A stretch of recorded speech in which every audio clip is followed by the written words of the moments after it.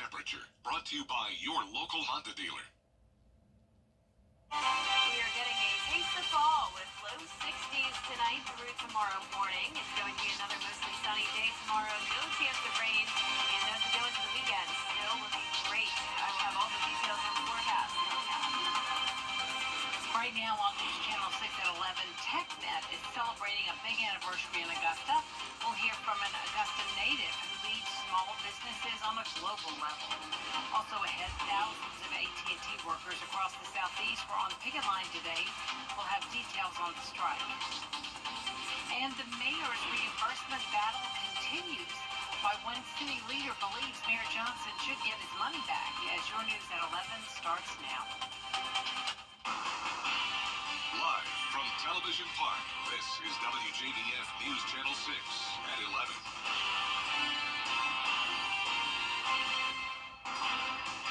Good evening, everyone. I'm Jenny Montgomery. Thanks so much for joining us. Coverage you can count on begins as TechNet Augusta 2024 is underway in the Garden City. Isabella Moody was there for the celebration as they inducted key leaders into an honorary program. The Cyber Center of Excellence celebrated the 10-year anniversary of the United States Army Cyber Corps. They also recognized the first inductees to the United States Army Cyber Corps Distinguished and Honorary Member Program. In the last 10 years, we've matured, I would say, at the level of branches that have been around for 60 or 70 years. Tremendous support to help us to do that, but the folks that we recognize today were just a couple of the individuals that had big ideas. These inductees were key individuals who helped start and continue to help grow the mission of the Cyber Corps. So this is 10 years of very hard work. I started with the Cyber Corps in 2014, and so for 10 years helping them get established here at Fort Eisenhower, and then also serving in other places. Fort Eisenhower has grown over the last decade because of the Cyber Corps. From its beginnings as a post to mainly train students who would leave the CSRA, to its current standing as a destination where people come to learn and plant roots. Fort Eisenhower has been a critical component to the transformation of our Army. As you know, cyber is it's considered an operational domain. It is an emerging threat, not only for our military, but honestly for our critical infrastructure, for our nation, just for our day-to-day activities in life. The TechNet conference looks at how cyber warfare domain needs to continue to transform, align, and accelerate to support cyber offense and defense.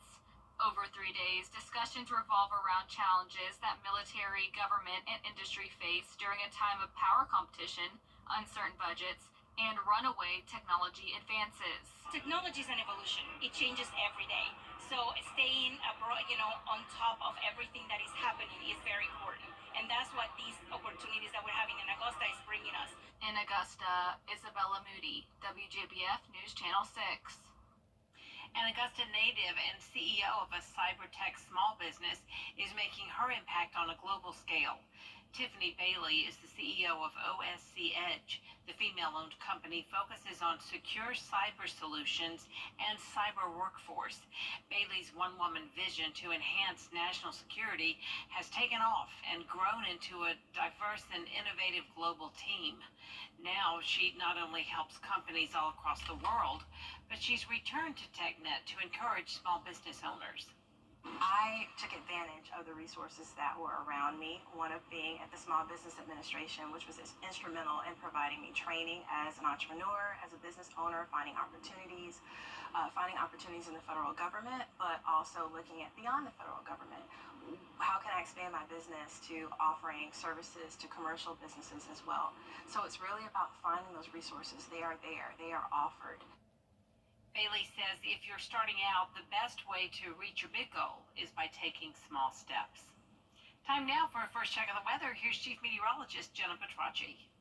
Well, it's been a nice dry day with cooler temperatures. It's only been Emmanuel County that's been dealing with a few light showers this evening, but even those showers are now breaking apart. Here's the latest on Live Viper 6, and as we zoom in here to Emmanuel County, just outside of Swainsboro and to the north of Twin City, we're seeing sprinkles, but that's about it. Our low pressure system is down towards the south of us, off the coast here. Scattered showers and storms from Georgia down to Florida as well. You can see here on our Terry Lambert Hyundai Skyview Cam in Aiken. It is a very nice night, clear skies. Of course, no rain today, and our high was only 88 degrees in Augusta. The average is 92, and our average low is 71, and we went all the way down to 66 this morning. Right now, Augusta is still at that 70-degree mark, but we will definitely see the 60s again later on tonight. Already down to 67 in McCormick, 72 in Evans, 69 in Aiken, Wrightsville at 74, a bit warmer, 71 in Edgefield, and 70 in Saluda. Winds are anywhere from calm conditions all the way up to around 7 miles per hour coming in from the northeast. Tomorrow morning, we'll still have that northeast wind. Temperatures going down to around 63 at the 7 o'clock hour. It will be another mostly sunny and dry day, and the next several days look consistent, but next week we'll start to heat up again. I'll have all those details coming up shortly, but back to you, Jenny. All right, we appreciate it, Jenna. Thank you. The construction on I-20 at the state line has been frustrating for drivers since it started in December of 2019. But the good news is we may not have to deal with it much longer. The project widens the road between Riverwatch Parkway and West Martintown Road on both sides from 2 lanes to 3. All of the major pavement work, bridge construction, and barrier placement on the Georgia side of the project is complete. Now the focus is shifting to completing the work on the other side of the river. The main area of focus next few weeks to get all lanes open to traffic is going to be on the South Carolina side, running from that South Carolina Welcome Center area to West Martintown Roads. That includes the pavement, the barrier wall, and just finalizing other various items, including striping and overhead signage. So that's kind of the big push with the goal to get those new lanes open to traffic by early October. Over the next several weeks, there will be overnight road closures on the interstate with only 1 lane open as they head toward the finish line. You can find a list of those at WJBF.com. Some 17,000 union members across the Southeast working for AT&T are walking the picket line. Some of those workers were striking on Washington Road in Augusta. Hannah Latier spoke with them about the issue. We've been bargaining for a few weeks now, and we haven't come to an agreement between the contract that's been offered and the union agreeing to agree to that contract that's been proposed before us. So we had a separation, and now we're actually striking workers right now. CWA members say management committed unfair labor practices during negotiations for the contract. According to the union's website, it filed an unfair labor practice charge with the National Labor Relations Board against AT&T. Bargaining for the contract covers employee wages, benefits, and more. AT&T stated on its website, in part, CWA's claims of unfair labor practices are not grounded in fact. We have reached 3 agreements this year covering more than 13,000 employees, including our most recent tentative agreement with District 9. We remain committed to working with District 3 in the same manner. The company states there are measures in place to avoid disruptions in service. CWA members say they bargain for a contract every few years with AT&T. While the negotiations are going on, we're confident that we'll come to an agreement. We always do, but everything has to be fair for the company and also for the employee. CWA District 3 members were on strike at the Washington Road Control Office Wednesday. The community has, as you can hear the horns, they're supporting us very well, and we thank God for the people, being courteous and generous and bringing us food and water and drink and, other items. So, yeah, we've gotten a lot of support. In Martinez, Hannah Latier, WJBF News Channel 6. 3 weeks now, and city leaders are still stuck when it comes. Coming up, the Aiken Chamber of Commerce held the State of Our Community program tonight. Hundreds attended the big celebration. We'll take you there after the break. And it's feeling like early fall with below average temperatures, but next week we start to heat up. I'll look at that 10-day forecast right after the break. Grab some excitement, all for just $5.99. Hardee's, goodness in the making. The Live 5 for 6 Skyview Network, sponsored by Terry Lambert Hyundai.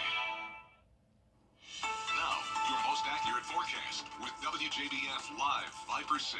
Welcome back. It is going to be dry tonight and dry through tomorrow morning. Here's your futurecast. Low pressure off the coast, showers and storms along the border of Georgia and Florida and the South Carolina coastline. But for us, No rain over the next couple of days.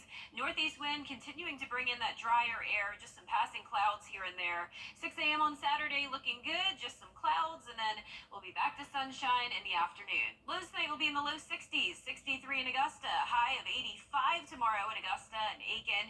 Thursday looks great, plenty of sunshine, no chance of rain, 76 by the 10 o'clock hour. Here's a look now at our Terry Lambert Hyundai Skyview Cam at Augusta Regional Airport. It is a nice, dry, and clear night. We're sitting at 67 degrees, dew points in the low 60s.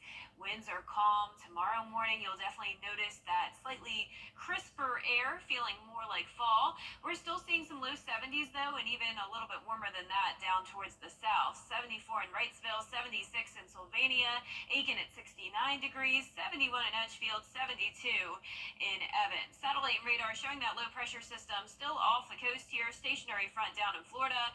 The rest of the southeast, though, is nice and dry. We're going to have even drier air move in tomorrow with a dew point of only 55.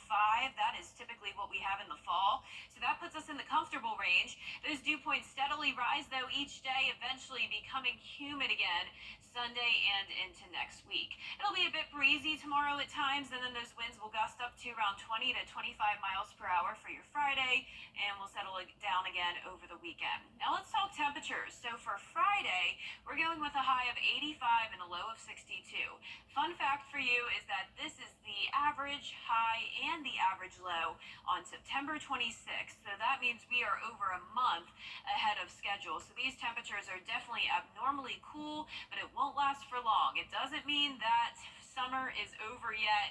In fact, as we go into the last few days of August and September 1st, check this out. All of the southeast is going to be above average. So we will be heating up next week, and still not a lot of rain next week. It's around an equal chance of below or above average precipitation.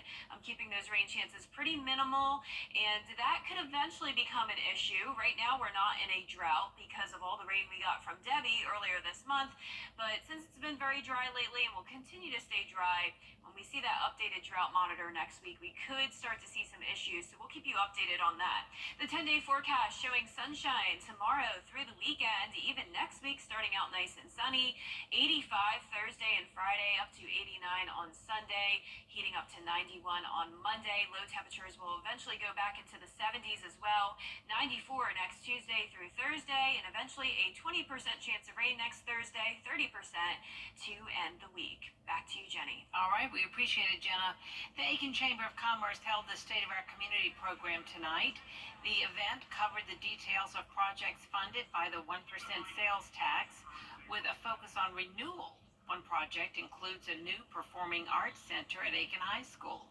So in South Carolina, you have a 6% sales tax. The voters, however long ago, voted to implement both of these 1% sales taxes. So the county has a 1%, and then the school district has another 1%. So all total, when you get your receipt back, whenever you have a retail purchase, you see the 8% sales tax on that.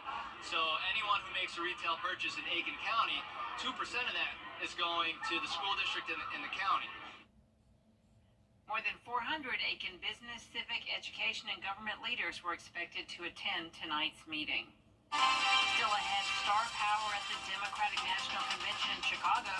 We'll have a recap of Day 3 featuring former President Bill Clinton and Oprah Winfrey when coverage you can count on continues. But first, the winning numbers in tonight's South Carolina Lottery are Pick 3, 354, and the Pick 4 winning number tonight, 3026. Fireball 3.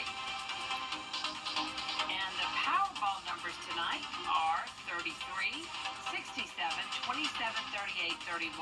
Powerball is 3. The power play is 2. Buy more, save more. The finest in men's clothing. The Scholar Athlete Awards are brought to you by Jefferson Energy Cooperative, Revamp of Augusta, McDonald's, and WJBF News Channel 6. Now, WJBF sports coverage you can count on. With school back in session, WJBF will be honoring a different student every week who is a leader both in the classroom and in their sport. And we're starting off strong with this week's Scholar Athlete, Harlem's Hans Harper. Hans has played 4 years of football for the Bulldogs, but in the classroom, he's ranked second in the class of 2025. He has an average of 101.9 through his first 3 years, and the only AP class he doesn't take is weight training. Hans's parents and coaches say they are so proud of how hard Hans has worked. Well, I just want to be a light in the school for every student. I want everyone to know that no matter what, they have a shot. They can do both. They can work hard, and if they work hard, they'll go places. It's great to see him win this award today. His friends, his family, teammates, coaches, faculty, staff, everybody's poured into him over the years, and we're just super excited in the young man he's become. Oh, he's worked hard since he was in elementary school. I mean, he puts in work in the classroom and out of the classroom, so he's a hard worker for sure. He's friends with everybody. He's a leader because of just how he inspires others. His work ethic's unmatched. There's no doubt about that. Everything he does is just special to everyone in our team and our program. And guys just love him. Now, Hans is not sure which college he'll attend yet, but he knows he wants to be pre-med in the hopes of one day becoming a surgeon. A huge congrats to Hans and his family, our first 2024 Scholar Athlete of the Week.